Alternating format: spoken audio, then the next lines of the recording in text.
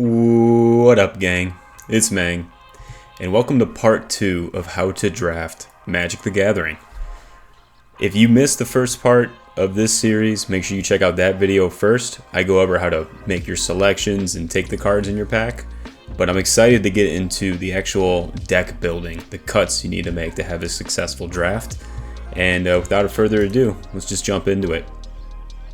So when it comes to deck building and cuts, you need to ask yourself these 3 questions. You gotta look at the big picture for your deck. Starting with, how do I win? How does my deck want to optimally win the match? Not all decks are the same. The win conditions are totally different. You need to ask yourself that. How many creatures, instants, and sorceries should I be playing in my deck?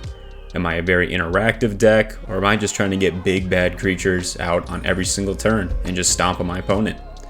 And the last one here is, how many lands do I play? I get this one a lot from you guys. People play too many lands, they play the wrong colors of lands. There's a balance you have to be able to make when doing a draft. You have limited time to build your deck, make your picks. There's a lot to manage here, but if you ask yourself these questions, you'll be in a good place. And let's just start with, how do I win? So there's a rock, paper, scissors dynamic when it comes to Magic the Gathering draft, and this actually relates to other formats too. So starting with like aggressive decks, if you look at this graphic here, aggressive decks, they want to play their hand early and often. You're going to play all your spells turn 1, turn 2, turn 3, and just start draining your opponent's life total down.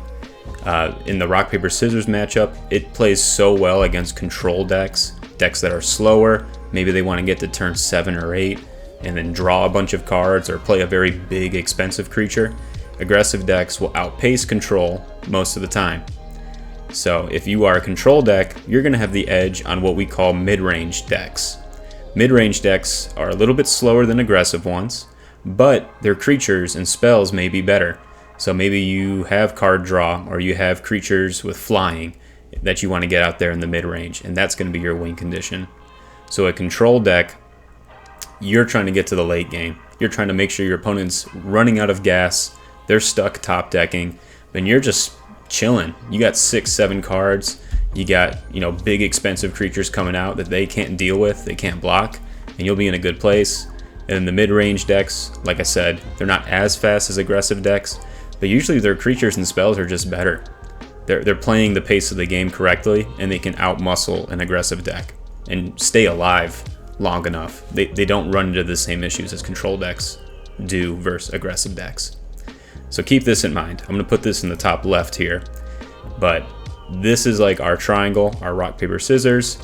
Now, you may have taken statistics in high school, and you probably forgot everything you ever learned in that high school class, but the bell curve actually does come back to matter when it comes to Magic. There is a balance of cards you want to be playing that cost 1 mana, 2 mana, and so forth.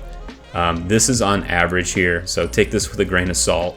But this bell curve should resemble how many cost creatures and spells you're playing within your deck. So you can see you want to have the majority of your deck be 2 cost, 3 cost, maybe 4. This is going to be the meat and potatoes of your deck. You can play a 3-drop on turn 4, but if you get to turn 4 and your deck's full of 5-drops and your hand is unplayable, then you're in a bad spot. So there is a balance to keep in mind here. This is a good reference. Pause the video if you need to, have this up and look at your deck that you currently drafted. This is a good baseline to keep in mind. Let's take a look at an aggressive deck though. So like I said, aggressive decks, they want to play so many cheap creatures. They're full of 1s, 2s, and 3s, and they're outpacing your opponent. It's the first one to 0 life is the loser. So aggressive decks, they're trying to whittle your life total down before you can even play your game. So they're going to have the edge on control decks. But take a look at this one here. You can see how their curve is very aggressively slanted to the 1 through 3 drop spot. They only have 1 5-drop in this entire deck. So you can see the game plan before the games even play. So if I drafted this deck, I don't have time to waste. My game doesn't get any better if we get to turn 7 or 8, because I don't have big stuff coming. I need to be able to knock down my opponent early and often and win the game. And this is how you do it. This is very effective in draft. If you can draft in a successful aggressive deck, you can just run through, you can get your 7 wins in arena, you can run through your opponents at your local game shop. Aggressive is a good strategy, but they run into problems when they play a mid-range deck. So while they're not as fast, you can see the curve difference here. Look, we have, 5 playable 4 drops. We have some big 5 drops here. This deck's a little bit slower on paper, but that's okay because the things that we're playing, like a Railway Brawler, which is one of those bombs we talked about in the last video, this is going to catch you up in the game. You're going to be just fine as long as you get to turn 5 or 6. And as long as you're not getting overrun by an aggressive deck, mid-range will have the edge there. But I wanted to give you an example of what this looks like on paper. Feel free to pause and refer back, but the last example here is a control deck. So we're playing the long game. Our spells in the 1 and 2 drop spot here, they're not going to get it done. And we know that going in. But they're going to help us get to the late game in other ways. Maybe they're removal spells that are going to kill those aggressive creatures my opponent's playing. Maybe I have big bad creatures like the Rattle Worm here. I have Bonnie Paul Clear Cutter. You can see it back here. When she hits the field, you're caught up in the game immediately. And then like Mind Slaver, this is an expensive 6-cost spell, but if I pay 4 additional mana after it's on the field, I can take control of my opponent for a turn. That's enough to win any game of Magic usually. So this is what a control deck would look like. You're playing the long game, you're in no rush, and you just want your opponent to run out of resources while you're ready to go. Now let's shift gears to the makeup of our deck. Creatures versus non-creature spells. I have another graphic here. You'll see that same curve we were talking about, but if you look in the bottom right, this is an average. Not every deck is going to play 16 creatures, 7 non, but that's a fine balance to have. I mean, your deck's only made up of 40 cards, and you're only going to play 23 non-lands on average in a game of Magic. So you need to be just aware of this composition here. You can have a few less creatures, a few more creatures. It just depends on how your cards synergize and what you ended up drafting. You're not always going to have the best draft, so you kind of have to make do with the playables that you have. But this curve, it's important. Statistics is going to pay off if you want to win some games of Magic. One question, make sure you ask yourself, what is the floor versus the ceiling of this card before I put it into my deck? So there's a best case scenario and a worst case scenario for every card you draft, and it could coincide with your game plan. So to give you an example here, let's just take Ambush Gigapede, right? It's a 6-cost creature. It gives -2/-2 to another opponent's creature, usually killing something small on the other side. This is expensive, but very effective. If I play this on turn 6 and I kill something for my opponent, I have a big 6/2 creature on the board that's ready to attack or block. That's the best case scenario. I'm able to remove an opponent's thing. I'm able to smack for 6 damage and start winning the game. The worst case scenario for this card, my opponent's very aggressive. Maybe he's got 4 creatures on board, and there's really not a good target for me to kill. This thing's stuck in my opening hand. I can't even play this till turn 6, so I'm basically down a card compared to my opponent. This is just how you need to be thinking, big picture, when you're drafting cards. There is a best case and worst case. You can't really afford to, be on the wrong side of the worst case, maybe if your deck's not consistent. Let's switch gears to a cheap spell. This is Skulldigger. So the best case scenario for Skulldigger, I can buff one of my creatures in mid-combat to potentially win a battle there, and I can also give another opponent's creature -1/-1. So the best case here is I kill a 1 toughness creature my opponent has while he's also blocking me, and I can win that combat as well. Essentially 2 for 1-ing. But the worst case scenario for Skulldigger, I don't have a creature on the board. I can't even cast this spell because I don't have a creature to target with. So I'm stuck with this card. You got to be careful drafting cards that you could potentially be stuck with. That could be a wasted turn, a wasted slot in the game, and you fall behind and lose.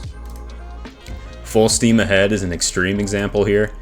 It's a 5-cost sorcery spell. So creatures that you control, they get +2/+2 and trample until end of turn, and they can't be double blocked.